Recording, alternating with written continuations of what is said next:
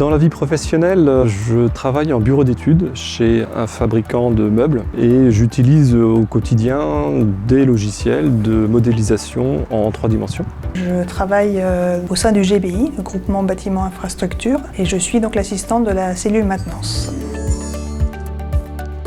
J'ai donc intégré l'équipe du centre d'entraînement à la gestion des interventions majeures, le CEGIM, pour pouvoir créer et personnaliser une bibliothèque de modèles qui viennent s'intégrer dans le logiciel XVR qu'utilise le CEGIM pour notamment former la chaîne de commandement.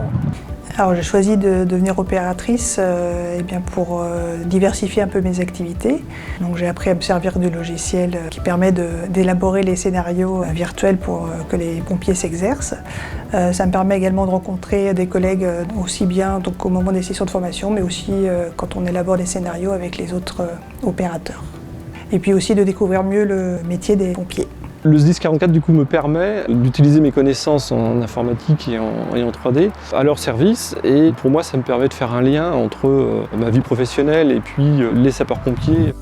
En fait on pensait dans 2 parties, donc une première partie dans l'élaboration des scénarios.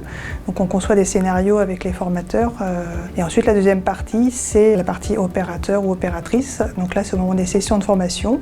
On lance le scénario et on intervient en fonction des demandes des pompiers d'ajout de véhicules, de déclenchement d'actions en fonction de ce qui est nécessaire.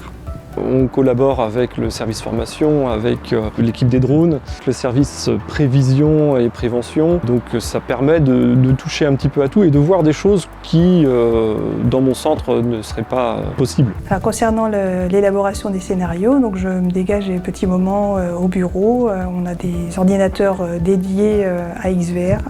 Avec la mise à disposition d'un ordinateur, ça me permet de travailler de chez moi. Par exemple, entre 2 interventions sur mon temps de garde opérationnel. Pour les sessions de formation, donc en fonction de nos disponibilités, chacun est réparti sur différentes sessions de formation. Donc on est prévenu longtemps à l'avance, ce qui permet de nous organiser. On a l'occasion de créer des objets, notamment des véhicules, qui n'existent pas dans la bibliothèque d'origine du logiciel. Et on essaie de se rapprocher au maximum des véhicules du SDIS 44 ou des environnements qui n'existent pas toujours dans la bibliothèque XVR.